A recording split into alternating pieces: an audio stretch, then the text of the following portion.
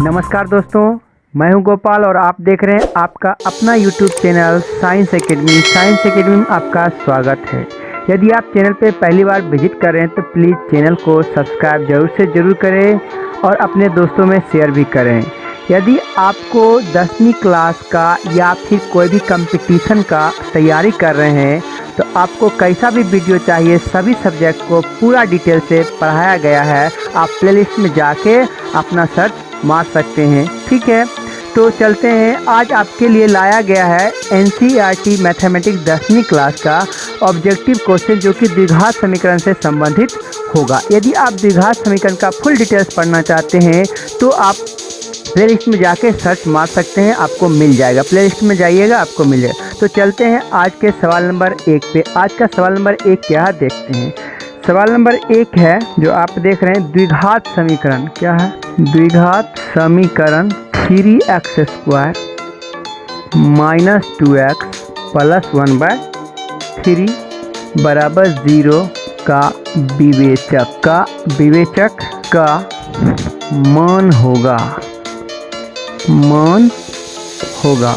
Option A आपका है 0, option B 1/2, option C 1 और ऑप्शन डी है √3। ठीक है, तो आप देखिए सवाल नंबर 1 क्या है कि द्विघात समीकरण 3x² - 2x + 1/3 बराबर 0 का विवेचक का मान क्या होगा। तो आप पहले ध्यान से समझ लीजिए विवेचक होता क्या है। तो विवेचक होता है कि इस सवाल में से, यानी कि आपको द्विघात समीकरण में से एक होता है जिसको हम विवेचक कहते हैं। ठीक है, यानी कि इसको d बराबर हुआ b² - 4ac, ये जो वैल्यू निकालते हैं इसी को हम लोग विवेचक कहते हैं। ठीक है, d का ये शॉर्ट फॉर्म में है, इसको फुल फॉर्म में डिस्क्रिमिनेट भी कहते हैं। ठीक है, तो आप हिंदी ही समझ लीजिए, इस d को विवेचक कहते हैं। यानी कि अगर आपको क्वेश्चन में विवेचक लिखा हो, विवेचक, इसका मतलब आपको बोल रहा b² - 4ac बराबर कितना होगा, यह आपको निकाल के दिखाना है। तो इसको निकालने से पहले आपको थोड़ा सा यह जानना होगा कि दिए गए समीकरण में a किसको कहते हैं, b किसको कहते हैं और c किसको कहते हैं। तो दिए गए समीकरण जो आपको ये दिया गया, इसमें a के लिए, यानी कि इसमें जो चर है, देखिए चर इसका x है, तो x पर पावर अधिकतम, इसमें द्विघात समीकरण है, x पावर अधिकतम 2 होगा। इसका मतलब अधिकतम पावर 2 है, उसके बगल में होता है, उसको कोएफिशिएंट गुणांक कहते हैं। ठीक है, तो x² का जो गुणांक होगा उसको a बोलते हैं, x का जो गुणांक होगा उसको b बोलते हैं और रेस्ट जो बचेगा उसको c बोलते हैं। ठीक है, यह आपको इसलिए बताया गया है कि x² ही होगा। क्योंकि कभी कभी सवाल में क्या लिखेगा कि x वाला पहले लिख देगा और x² वाला बाद में लिख देगा। ठीक है, तो कभी आप ये गलती मत समझना कि शुरू में a उसके बाद भी, ऐसा नहीं होता। ठीक है, जब x² सवाल द्विघात समीकरण है तो इसमें x² होगा ही। ठीक है, x² होगा, उसके जो बगल में कोएफिशिएंट होता है उसको a बोलते हैं और x के बगल में होता है उसको b बोलते हैं, रेस्ट जो बोलता है उसको c बोलते हैं। तो अब आप देख रहे हैं कि इस सवाल के लिए a बराबर कितना हुआ, आप जानिएगा a बराबर हुआ 3, b बराबर कितना हुआ, आप ध्यान से देखिएगा, माइनस रहेगा तो -2 और c बराबर आपका हो गया 1/3। अब आप इसमें बैठाइएगा, जो आंसर आएगा वही आपका आंसर होगा। तो बराबर b का वैल्यू कितना है, -2 इस पर स्क्वायर, -4 × a का वैल्यू कितना है आपका 3 है, गुना c का वैल्यू कितना 1/3। ठीक है, इसका जब सॉल्यूशन करेंगे तो -2 का स्क्वायर करेंगे तो यह होगा 4 और ये से ये कट गया 4, इसका सॉल्यूशन किया तो आ गया 0। अतः इस सवाल के लिए है कभी विवेचक लिखेगा, कभी अंग्रेजी में d लिखेगा, फुल फॉर्म लिखेगा तो डिस्क्रिमिनेट लिखेगा। ठीक है, तो इसका क्या हो गया, 4 में 4 गया 0, ऑप्शन नंबर ए इस सवाल का आंसर है। ठीक है, चलते हैं अगले सवाल पे। अगला सवाल फिर से आपका है सवाल नंबर 2 और सेम ऐसा ही सवाल, आपको एक जैसा सवाल ढूंढ के एक साथ दिखाया जाता है ताकि आप एक बार में अच्छी तरह से सीख सकें। ठीक है, तो यानी अगला सवाल जो 2 नंबर है वह भी सेम सवाल है, खाली इसका समीकरण अलग है। ठीक है, तो बोल रहा है द्विघात समीकरण x² - 5x + 4 बराबर 0 का विवेचक का मान होगा, ऑप्शन बदल देते हैं। ऑप्शन होगा ए में है 4, बी में है 7, सी में है 9 और डी में है 10। ठीक है, तो जैसा कि देख रहे हैं आप, एक नंबर जो सवाल देखे सेम वही सवाल भी 2 नंबर है। द्विघात समीकरण x² - 5x + 4 = 0 का। ठीक है, तो आपको क्या करना है, बस यही फॉर्मूला यूज करना है, d = b² - 4ac। आप इसको रट्टा मार लीजिए, ऑब्जेक्टिव में डायरेक्ट क्वेश्चन आएगा कि विवेचक बराबर क्या होता है या d बराबर क्या होता है, तो होगा b² - 4ac। ठीक है, तो इस सवाल के लिए a का वैल्यू देखिए x² है, इसके बगल में कुछ नहीं, जहाँ कुछ नहीं रहता है उसको हम बोलते हैं 1, यानी कि a का वैल्यू हुआ 1 और b का वैल्यू आपका हो गया इसमें -5, c का वैल्यू हो गया 4। अब आप यहाँ पे बैठा सकते हैं। ठीक है, यहाँ पे बैठाइएगा तो क्या होगा b², यानी कि -5 का स्क्वायर -4। देखिए 4 पहले से है, ठीक है, फॉर्मूला में ही होता। तो 4 इंटू a का वैल्यू है 1 और c का वैल्यू कितना है 4। इसका जब सोल्यूशन करेंगे तो आएगा 25 - 16, इसका बराबर हो गया 9। तो इस सवाल का आंसर कितना हो गया 9। ऑप्शन नंबर किस में है, सी में है। ठीक है, फिर से चलते अगले सवाल पे। अगला सवाल क्या है वह देखते हैं। अगला सवाल आपका है फिर से सवाल नंबर 3 और यही कंडीशन है कि द्विघात समीकरण 3/4x², यहाँ क्या है 3/4x² -8x -3, यहाँ क्या है -3 = 0 का विवेचक का मान होगा। ऑप्शन इसका है ए में है 55, बी में है 73, सी में है 81 और डी में आपका है 47। ठीक है, तो आप देखिए सवाल नंबर 3 आपका क्या है। सवाल नंबर 3 है कि द्विघात समीकरण 3/4x² -8x -3 = 0 का विवेचक का मान होगा। यानी कि एक ही जैसा सवाल जो आपने पीछे देखा सेम वैसा ही सवाल। यदि आप चैनल पे पहली बार विजिट कर रहे हैं तो प्लीज़ चैनल को सब्सक्राइब करें। आपको फुल डिटेल यानी कि पूरा किताब NCERT मैथमेटिक्स का पूरा सॉल्यूशन चाहिए तो आप सही चैनल पे आए हैं। आप प्ले लिस्ट में जाके देख लीजिए, आपको सभी चैप्टर्स का फुल पूरा का पूरा सॉल्यूशन बताया गया है। ठीक है, तो आप घर बैठे इस चैनल पे ऑनलाइन पढ़ाई कर सकते हैं। ठीक है, चलते हैं। तो इस सवाल के लिए 3 नंबर सवाल के लिए आपका क्या होगा, फिर से बोल रहा विवेचक निकालिए। तो इसमें a बराबर कितना हो जाएगा, तो आप देख सकते हैं a का वैल्यू होगा 3/4, b का वैल्यू इसका है -8 और c का वैल्यू कितना है -3 है। ठीक है, अब इसमें आप फिर से रखिए। तो इसका सॉल्यूशन क्या है फिर से देखते हैं। तो b का वैल्यू कितना -8, इस पर स्क्वायर है माइनस ये 4 फॉर्मूला में होता है इंटू a का वैल्यू कितना है 3/4 इंटू सी का वैल्यू -3 है। अब इसका सॉल्यूशन करेंगे तो ये 4 से 4 कट गया, यहाँ कितना बच गया 8 का स्क्वायर 64, ये माइनस गुना होगा तो माइनस हो गया प्लस 3 किया 9, 64 9 कितना होता है 73 और 73 इस सवाल का आंसर है 73। ऑप्शन नंबर किस में है बी। ठीक है, तो इस सवाल का आंसर क्या हो गया ऑप्शन नंबर। चलते हैं अगले सवाल पे। सवाल नंबर आपका होगा 4। ठीक है, और फिर से देखते हैं। तो फिर से एक बार वही सवाल आपकी कॉपी पे फेंक के मारा जा रहा है, तो ध्यान दीजिए। तो अगला सवाल जो है वह क्या है 2x² है, यानी द्विघात समीकरण 2x² - 4x 2x² - 4x + 3 = 0 के विवेचक का मान होगा।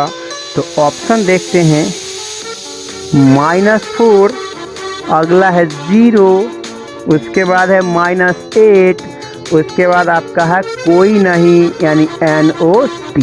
ठीक है, तो सवाल नंबर 4 आप देख रहे हैं द्विघात समीकरण 2x² - 4x + 3 = 0 का विवेचक का मान होगा। यानी कि आप बार बार देख रहे हैं सेम सवाल और आपके लिए सेम सवाल लाया गया है एक जैसा, सिर्फ आपका डेटा चेंज हो रहा है। इसीलिए कि आप यदि एक सवाल देख लें 2 सवाल देख लें तो आपको फिर से जीवन में सीखने के लिए कुछ नहीं बचेगा ऐसे सवाल के लिए। ठीक है, तो हो गया। चलते हैं इसका सॉल्यूशन। फिर से आप देख सकते हैं कि इस सवाल के लिए a बराबर आपका क्या हो जाएगा, तो ये हो जाएगा 2, b बराबर क्या हो जाएगा तो आपका होगा -4 और c बराबर आपका क्या हो जाएगा तो +3, तो प्लस नहीं लिखते हैं। ठीक है, अब इसमें यहाँ से हम सॉल्यूशन फिर से करेंगे। आप देख रहे हैं बी स्क्वायर माइनस 4ac लिखा हुआ है, तो इसमें क्या करेंगे, बैठाएंगे। बी का वैल्यू है -4, इस पर है स्क्वायर -4 इंटू ए का वैल्यू है 2, आप देख रहे हैं मैं यहाँ से लिखा हूँ, इंटू सी का वैल्यू है 3। इसका सॉल्यूशन जब करेंगे क्या होगा, 16 माइनस क्या होगा, 16 माइनस 4 दूनी 8 तिया 24। इसका आंसर कितना आ गया, -8, यानी कि -8 किस ऑप्शन में है, तो ऑप्शन नंबर किस में है, सी में है। ठीक है, ऑप्शन नंबर सी में है, तो इस सवाल का आंसर हो गया सी। ठीक है, चलते हैं अगले सवाल। अगला सवाल आपका क्या होगा, 5 नंबर। फिर से एक अगला सवाल आपका है द्विघात समीकरण, फिर से यानी कि 3√3, यहाँ है 3√3x स्क्वायर प्लस 10x है, प्लस क्या है 10x प्लस √3 है, प्लस में है √3 बराबर 0 का विवेचक का मान होगा। तो ऑप्शन देखते हैं, ऑप्शन क्या है, ए में आपका है 16 और अगला है आपका 32, इसके बाद है 64 और इसके बाद है आपका 128।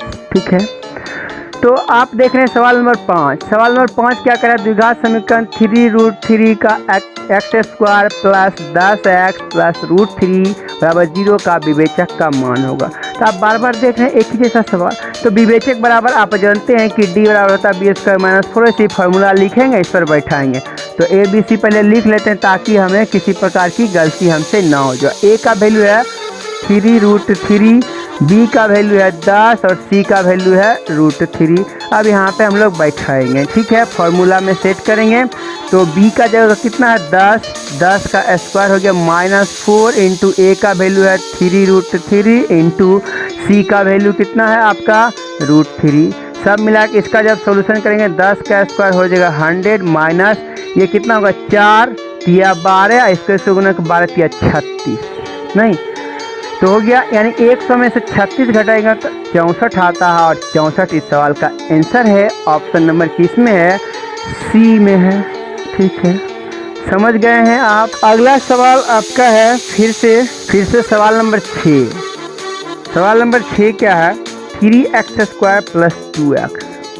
इस समय है 3x square plus 2x minus 1 बराबर 0 का विवेचक का मान होगा। तो ऑप्शन इसका है, फर्स्ट में है 4, सेकंड में है 16 और थर्ड में है 64 और यहाँ है कितना 32। ठीक है, तो आप देखिए सवाल नंबर 6 आपका क्या कह रहा है। फिर से वही बात है, द्विघात समीकरण 3x square plus 2x minus 1 बराबर 0 के विवेचक का मान होगा।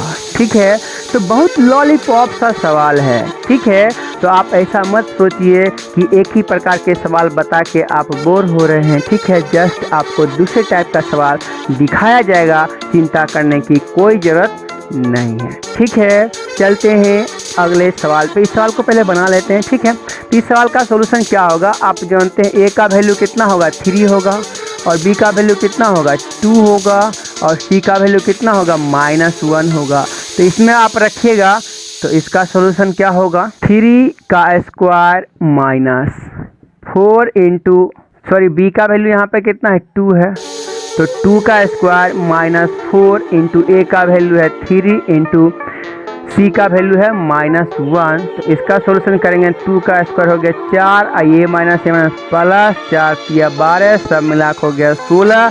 इस सवाल का आंसर क्या हो गया, ऑप्शन नंबर बी 16। ठीक है, अब चलते हैं अगले सवाल पे। ठीक है, तो अगला सवाल आपका देखते हैं। सवाल नंबर अब क्या होगा, आपका होगा 7। सवाल नंबर 7। ठीक है, ध्यान से आप देखिए। तो आप देख रहे हैं सवाल नंबर 7। सवाल नंबर 7 देखते हैं कि क्या है, द्विघात समीकरण किसी द्विघात समीकरण के विवेचक का मान 0 से बड़ा होने पर दोनों मूल होंगे। ऑप्शन ए देखते हैं, तो वास्तविक और भिन्न। ऑप्शन बी आपका क्या है, वास्तविक और समान, वास्तविक और समान।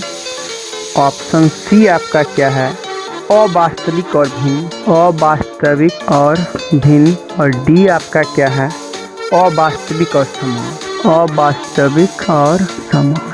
ठीक है, तो आप देख रहे हैं सवाल नंबर 7। सवाल नंबर 7 क्या है, किसी द्विघात समीकरण के विवेचक का मान शून्य से बड़ा होने पर दोनों मूल होंगे।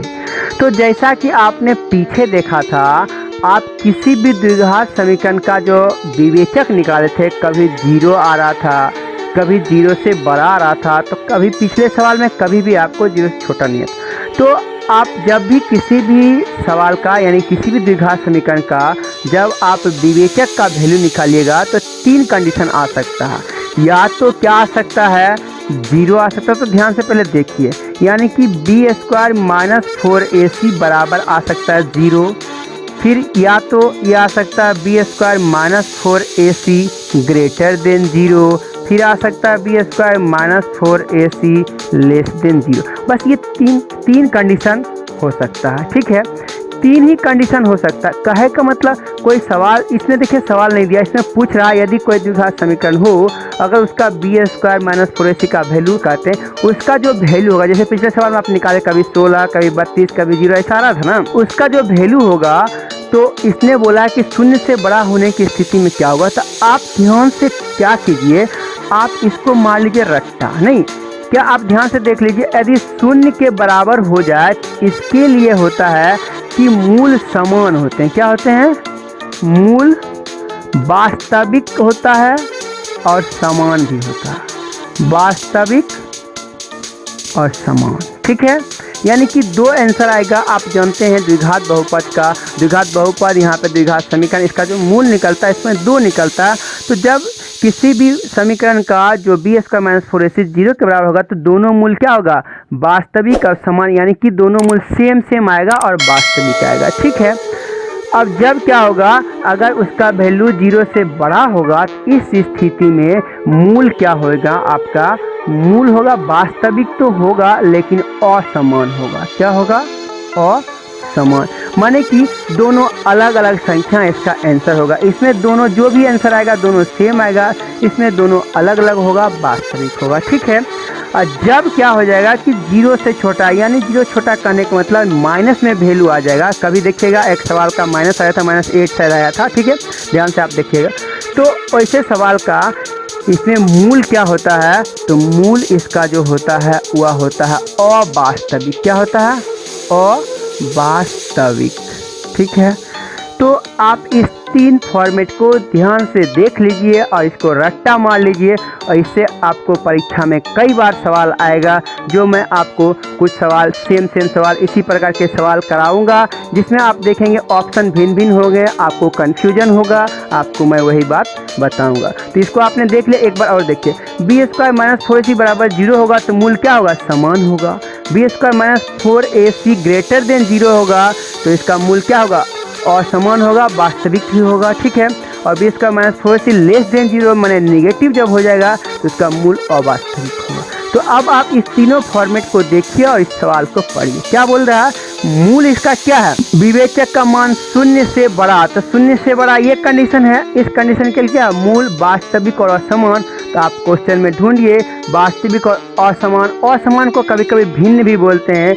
ठीक है, तो यही देखिए, अवास्तविक और क्या है, वास्तविक और भिन्न माने अलग हुआ। ठीक है, वही असमान जो बोलते हैं इसका मतलब दोनों अलग। तो इस सवाल का आंसर क्या हो गया, ऑप्शन नंबर ए। ठीक है, आशा करते हैं आप समझ रहे होंगे। यदि आप चैनल पे पहली बार आए हैं, प्लीज़ चैनल को सब्सक्राइब करें और अपने दोस्तों में शेयर भी करें। ठीक है, तो अगला सवाल आपका क्या होगा, फिर से देखते हैं सवाल नंबर 8। ठीक है, तो सवाल नंबर 8 क्या है, इसको मैं थोड़ा सा सवाल बदलना पड़ेगा। ठीक है, तो अब देखिए सवाल नंबर 8। सवाल नंबर 8 क्या है, द्विघात समीकरण ax² + bx + c बराबर 0 के मूल बराबर होंगे।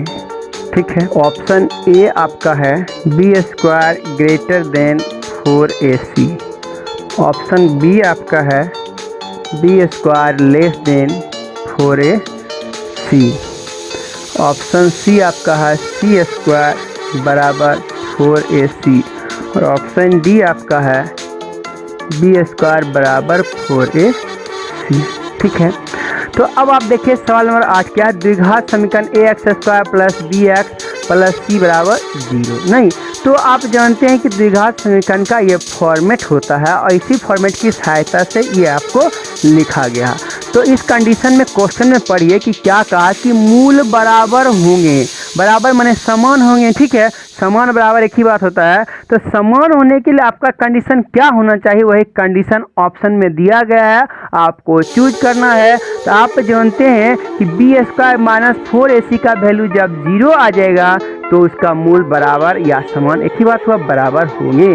तो आप इसमें से देखिए, इसको जब इधर उधर कीजिए, बी स्क्वायर माइनस 4ac बराबर 0 नहीं आएगा। ठीक है, तो लेस देन ग्रेटर देन वाला बात तो आंसर होगा नहीं, जब भी होगा बराबर वाला, क्योंकि आपने पढ़ा बी स्क्वायर माइनस 4ac बराबर होता है 0।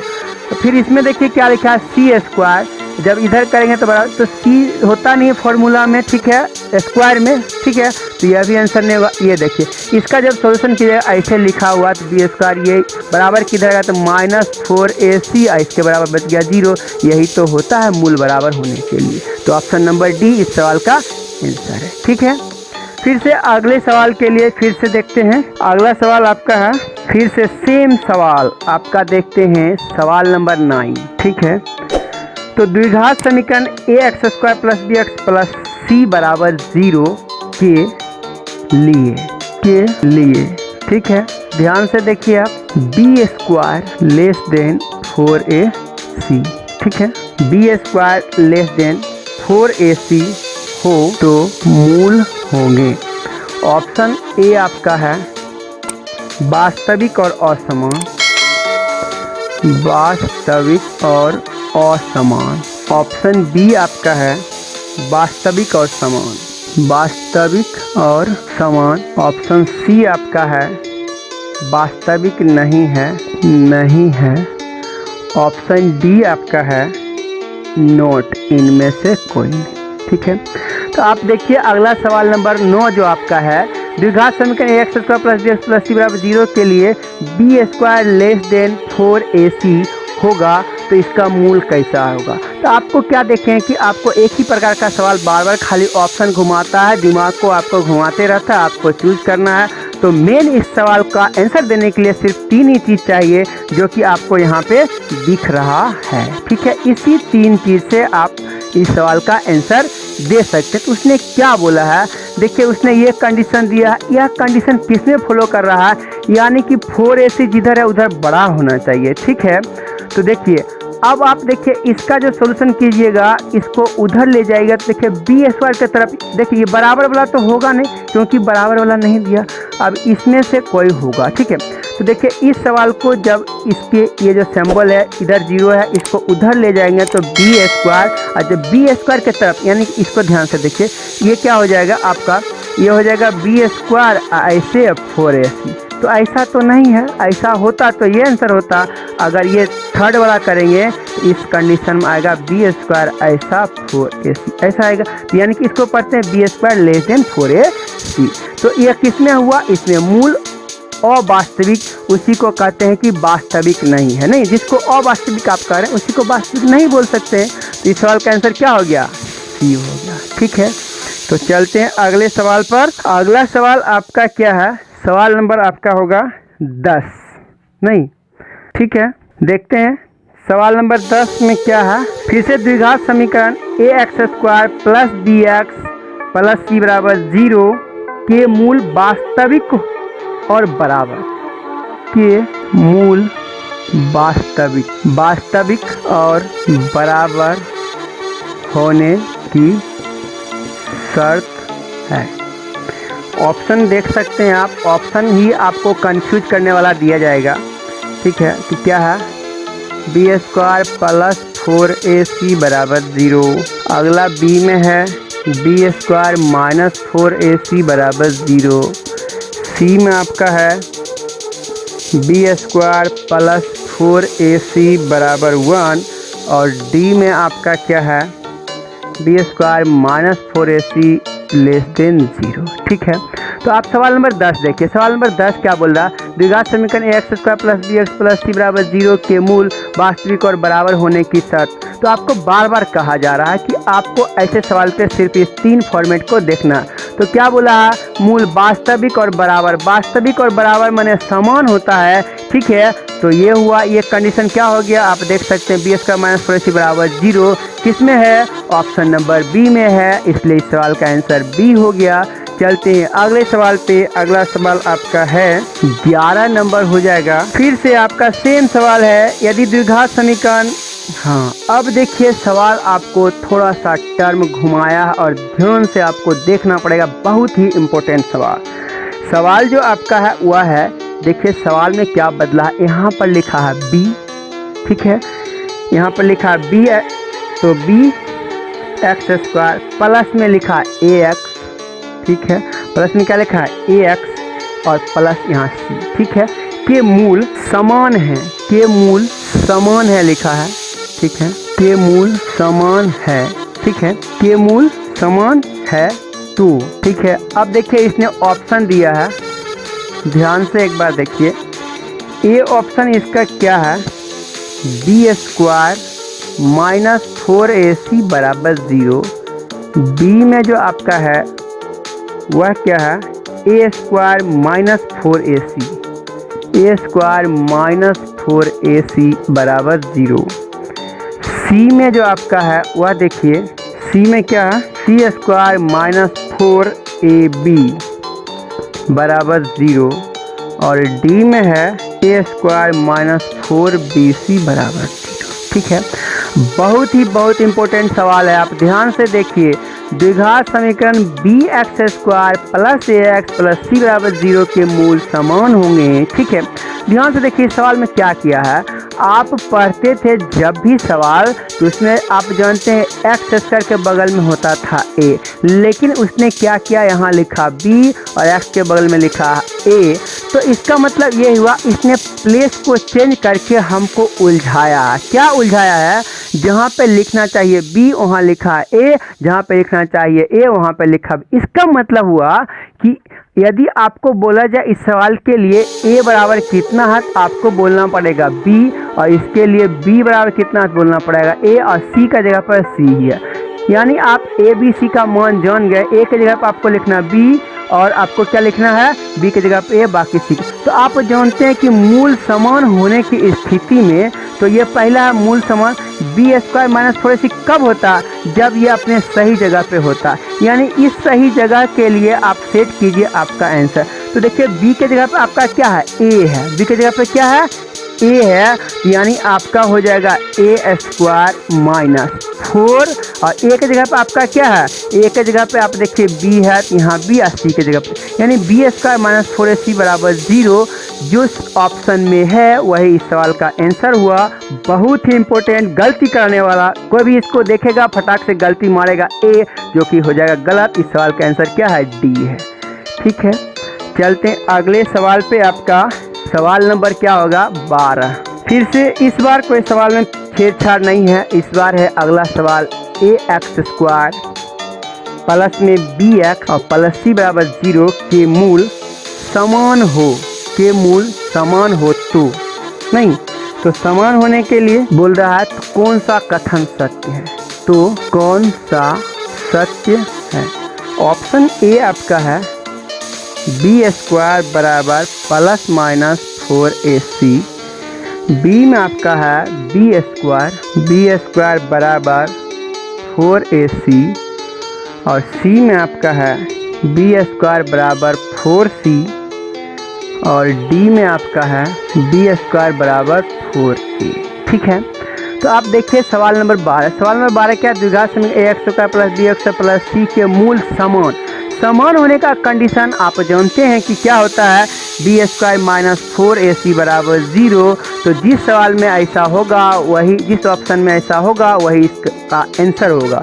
तो आप देख रहे हैं इस बी को, देखिए इसको जब इधर लाएंगे तो b² - 4ac बराबर 0 हो जाएगा, और इस सवाल का ऑप्शन है बी। तो आशा करते हैं आपको वीडियो अच्छा लग रहा होगा। यदि आपको वीडियो अच्छा लगे तो प्लीज़ लाइक भी करें, शेयर भी करें, अपने दोस्तों में शेयर भी करें, और चैनल को सब्सक्राइब कर लें। तो आज के लिए बस इतना ही, फिर से मिलते हैं अगले वीडियो में। तब तक के लिए नमस्कार, bye, take care, see you.